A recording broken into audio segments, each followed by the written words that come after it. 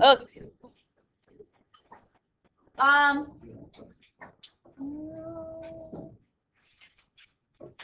Let's do this today. Can every group, I don't think I have enough for, well, I might with tree.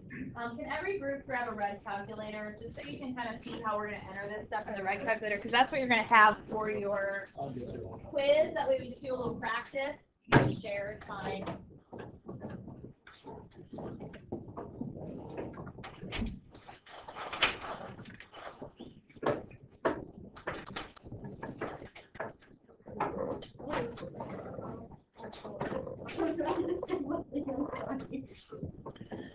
Okay, so we just have 5 slides today to finish up what we started with 4.3 yesterday. If there's not one in there, grab one off the tree. Okay, so the first is the change of base property. This is a really important property with logs. Your graphing calculator does have a log base function, and you can play with it. Honestly, you're not going to be able to use it on the test anyway, so I'm not super concerned about it. But on the red calculator, you can't just type in any log base. Your red calculator, if you look on the left side there of the buttons, it only has a log, which is log base 10, or natural log, which is a log base E. And those are the only two you can type in the red calculator. So change of base property is important because it allows us to type in any log in any calculator. Okay, now again, in your graphing calculator, you can type this in. It's under math, I think, is the log base function. But if I want to take any log and evaluate it, especially ones like this where I can't do it in my head. When we did section 4.2, I might have had something like log base 3 of 9, which meant 3 to what power gives me 9, and I could do that in my head, and my answer was 2. But 3 to what power gives me 15 is not something that we're going to have a nice, pretty answer for. How the change of base property works, it says we can rewrite this using any log base. And we specifically want to stick with log base 10. Or natural log, because those are buttons in any calculator, but you could use any other log base if you wanted to. It says that log base b of x, whatever that is, can be rewritten as log of x over log of b. I remember that the base is always on the bottom. The little number is what goes on the bottom, and the big number is what goes on top. So if I were going to rewrite this guy, there's 2 different ways I could rewrite it, and either one could be used to evaluate it. I could write it as log 15 over log 3, so that's what it would look like with common logs. Or I could say natural log 15 over natural log 3. And then that's what you guys want to type in the red calculators using those buttons. In the red calculator, I think it creates a parentheses, so you have to end the parentheses before you divide. Okay? And remember, what we're getting out is an exponent, so it should make sense. 3 to this power that we're going to get gives me 15. So I can probably say it's 2 point something, right? Because 3 squared gives me 9, 3 to the third gives me 27, and 15 is somewhere between 9 and 27. So can somebody tell me what you get? 2.46. And you can try it with both versions if you want, and you're going to see you get the same answer both times. Okay, so log of the big number divided by log of the base. And you can do this in the graphing calculator too, if you want to practice it. It's got the same buttons. So what would I type in if I wanted to evaluate log base 7 of 6?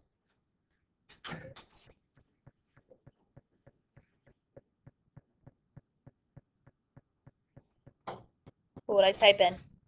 Give me one way I can write it with the change of base property. ln? Perfect. Or log 6 over log 7. And this means 7 to what power gives me 6? Well, it gets smaller, so you're going to see that you get a decimal. What do we get?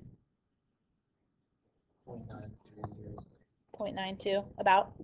Okay, so ones that you guys were doing on your homework last night were meant to be ones you could do in your head, but now you can always use this. If it's one that was tricky, like it was a negative 1/3 because it put something in the denominator and did a cube root, now you can just use the change of base property instead to evaluate even those easy ones that you could do in your head. Okay? Any questions on this property? Put a big star by it in your notes. You're going to use it a lot. All right, last couple things we need to talk about today are a couple formulas. Half-life formula. So the first part of this is not new. Do you guys recognize this from, I think it was section 4.1? It was one of our exponential equations. It's kind of like the PERT formula, where a sub 0 was like our P, our starting amount, K was a rate, and it could be positive or negative for growth or decay, and then T was a time. This formula paired with this guy, this is really the one that's new, allow us to calculate things in terms of half-lives. H stands for half-life. Half-life, if you haven't done that in science before, is how long it takes for a radioactive element to decay to half of its original amount. That's why it gets its name half-life. So if I had 100 grams of an element and its half-life was 20 years, that means in 20 years, I would have 50 grams of the element. And then in another 20 years, I would have 25 grams. In another 20 years, I would have 12 and a half. Every 20 years, it's going to be half of what it was previously. Okay. You notice in both of these formulas, we have a K. That's the overlapping variable. Depending on what you're given, you're going to start with one of the formulas, solve for K, and plug it in the other one. Okay, it could be from the left to the right, what you see on the screen here, or it could be from the right to the left. It just depends what you're given. As long as you know what your variables stand for, this is pretty straightforward. All right, it says in an experiment, 100 grams of a radioactive element, strontium-90, decayed to 66 grams in 15 years. Find its half-life to the nearest year. So when I do these problems, I will usually start just by writing down both of my formulas and plugging in anything I know into either formula. And in one of the formulas, I'm going to be able to solve for K if I'm doing it right. Okay, so 100 grams is how much I start with. So what variable does that go in for? Which A? Two A's. AT or A0?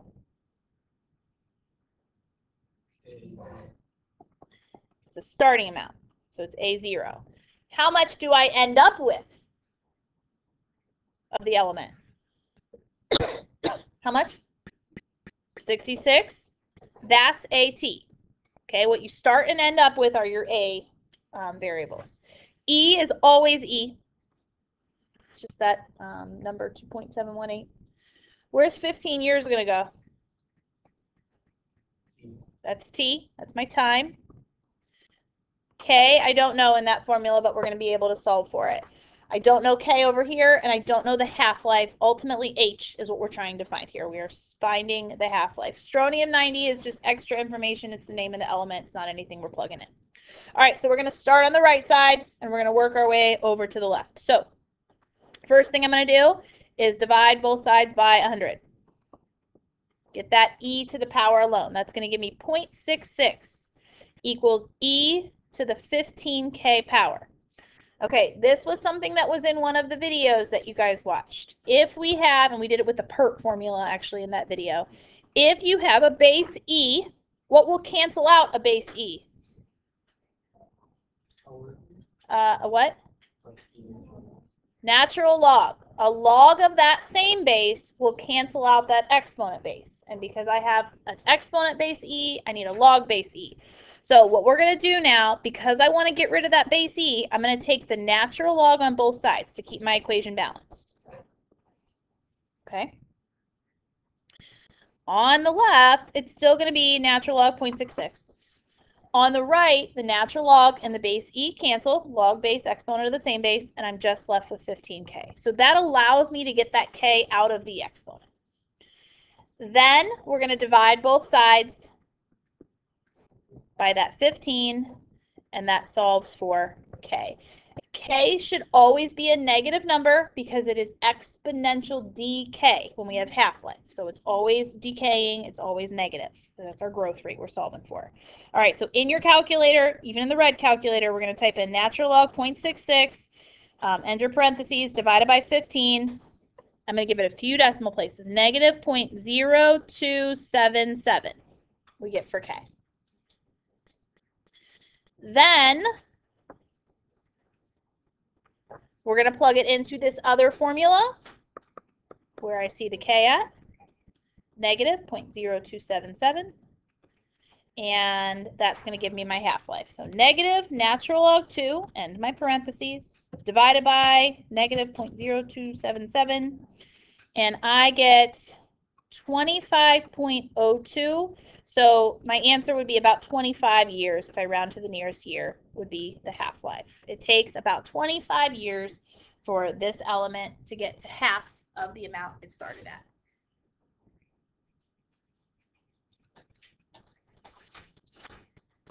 Okay. What questions do we have? Yep. Did you not type it in right? Got it. Any questions on that? Okay, you guys try this one now. Okay, same sort of thing. Write both formulas down. Actually, I'll put them on here for you. Plug in anything you can into either formula and solve for whatever's missing.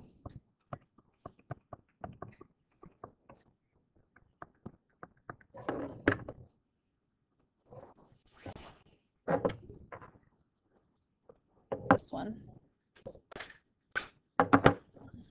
So for this one, you start on the left side because you're given the half-life. I had to multiply both sides by k to get my k out of the denominator, and then divide by 14. And again, I can check that that k is a negative growth rate that I'm getting. Then on the right side, 28 is how much we ended up with. A sub 0, how much we started with, is what we're solving for in this problem. E, k, and t, I can plug values in for those. And here, you're not solving for an exponent, so you don't need a log at all. You can just type e to this power in your calculator, get that number, and then divide it over. Okay. Only if you're solving for an exponent do you need to introduce that log into the problem.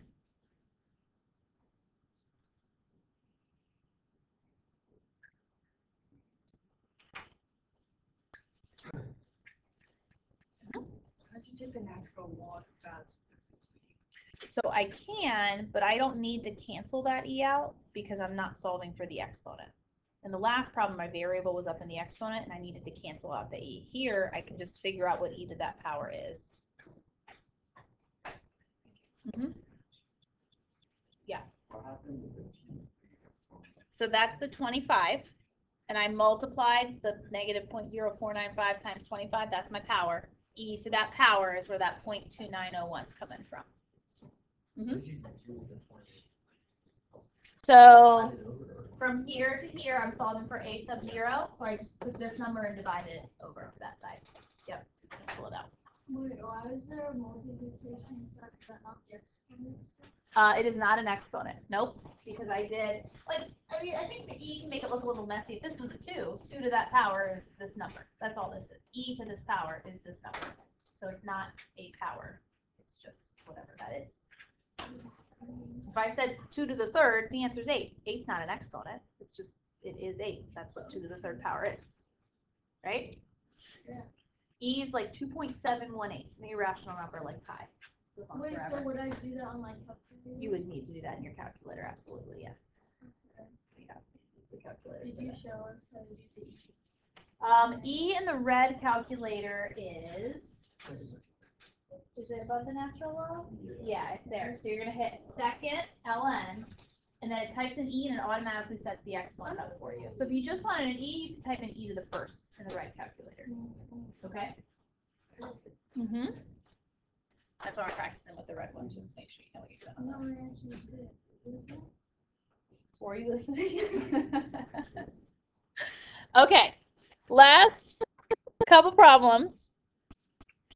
Tell us how we can use logs to estimate a really big number. Real quick in your calculator, red calculator or graphing calculator, doesn't matter. Type in e to the 700th power.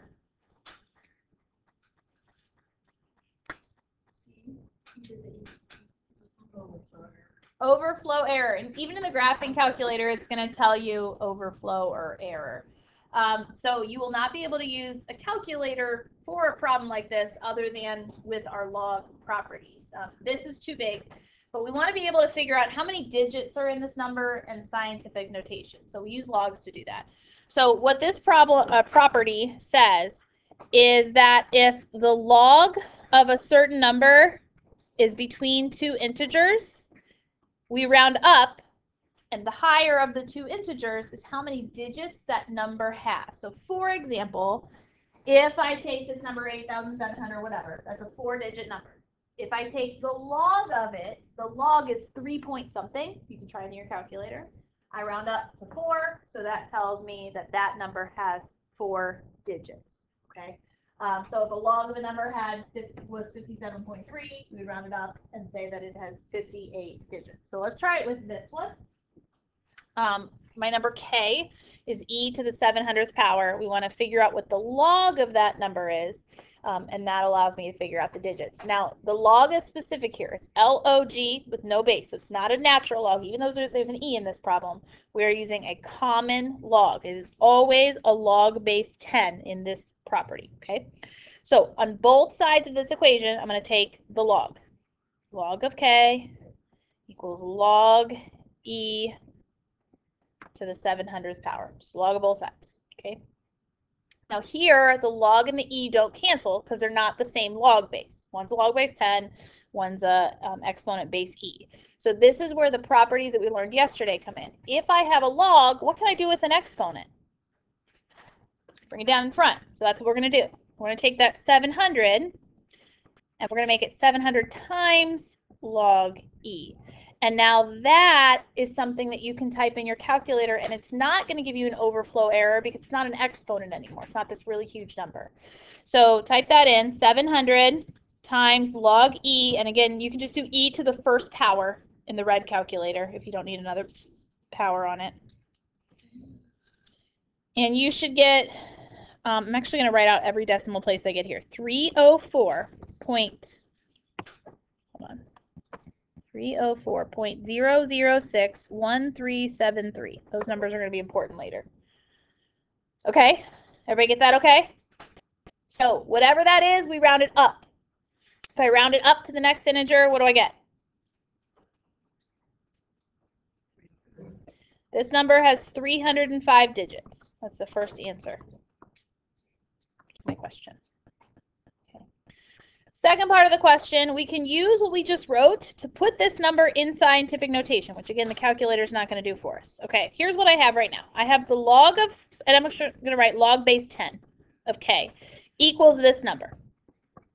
0.0061373. Okay. To write in scientific notation is a number times 10 to a power. And I have a log base 10, so there's some relationship there, right? What we're going to do is we're going to write this with exponents. You can use WWE. We did this a lot in section 4.2 when we first introduced it. When you don't know what to do with a log, write it with exponents. This was Ben the Bunny, okay? So what's the base? 10. What's the exponent? That big number, right? 304.0061373 equals, what's left? Okay, my number, right? Okay, so now I've written my number as a power of 10. This is closer, but it's not quite what scientific notation looks like. Scientific notation looks like a number between 1 and 10 times 10 to a whole number power. So here's what we're going to do, and this is the tricky step. We're going to take this 10 to a power, and we're going to split it into 2 pieces. Both of them are going to be powers of 10. I can combine 2 exponents that have the same base together if I add their exponents. So we're going to work backwards. We're going to take our exponent, and we're going to split it into 2 pieces that would add to 304.006, whatever. 304, the whole number part, is going to be here.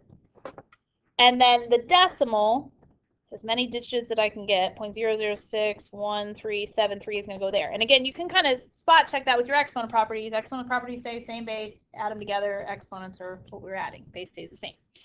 Okay, so now I've got that 10 to the 304 power. That's my scientific notation power of 10 that I need. All you have to do now is type this in your calculator.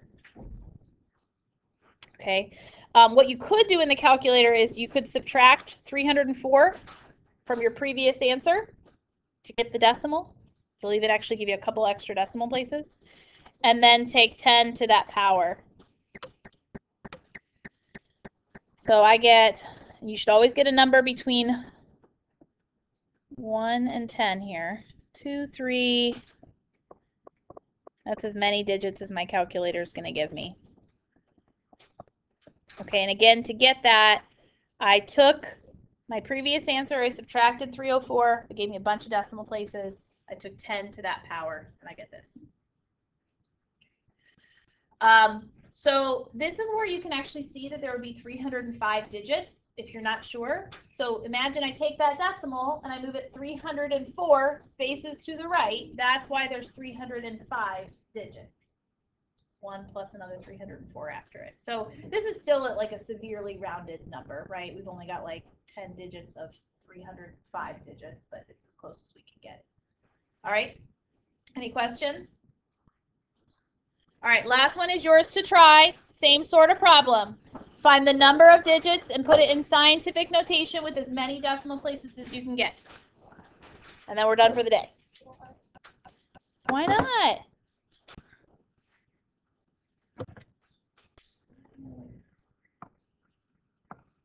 Type something in the calculator, let me know. Especially with the red calculator, you might be able to get a few extra decimal places if you're careful with how you type stuff in. Those are our answers. Okay.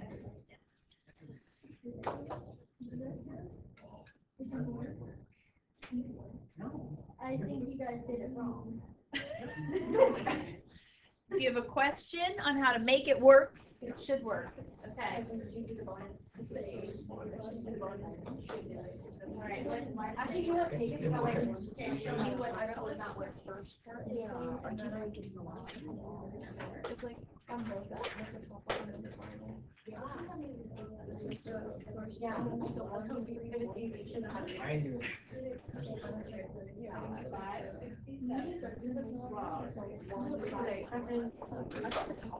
No, if you get it 100%, you'll have it there.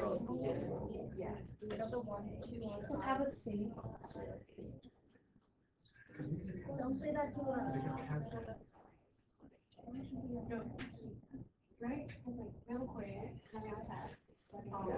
And then If I just knew what you do it, so like when I don't know how to do it, I'm always like, oh, no, okay, with text. Usually it's just put it in. I was thinking just like whenever like All right, so you gotta put these on. You have at least 3 talks. So try to Actually, why don't you guys all follow along with me real quick on this part? In the red calculator, do this with me. Type 567 log 234, hit enter.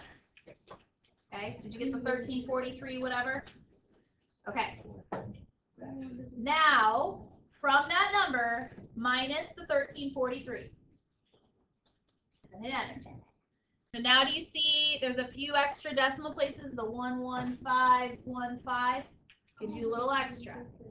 Now, type in, you want to do 10 to that power, so you're going to hit 10, and then your little exponent key, little arrow, and then you're going to hit previous answer. Here's how you get the previous answer. You're going to hit second, and then it's above the negative key, and then enter, and that'll give you all those extra digits. But you're just like taking things away to get a little bit more each time, trying to use that previous answer instead of when you retype something in, you're rounding it. That's why you're not getting as many digits.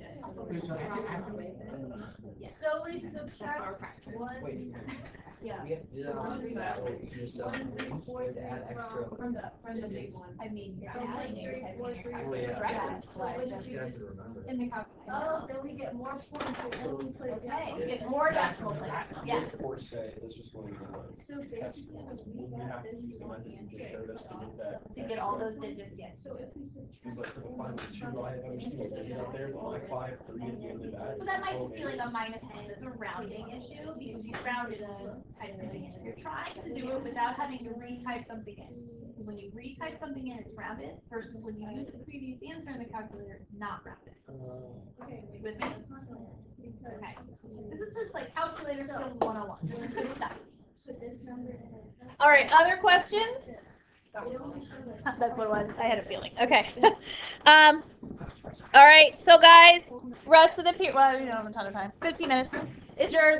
So Math Excel for this section is due tomorrow night. So that's what you should be working on.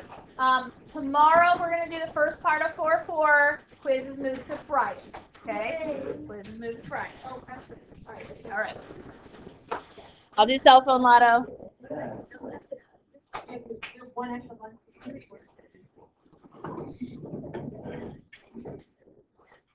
18. Somebody won. Who's in there?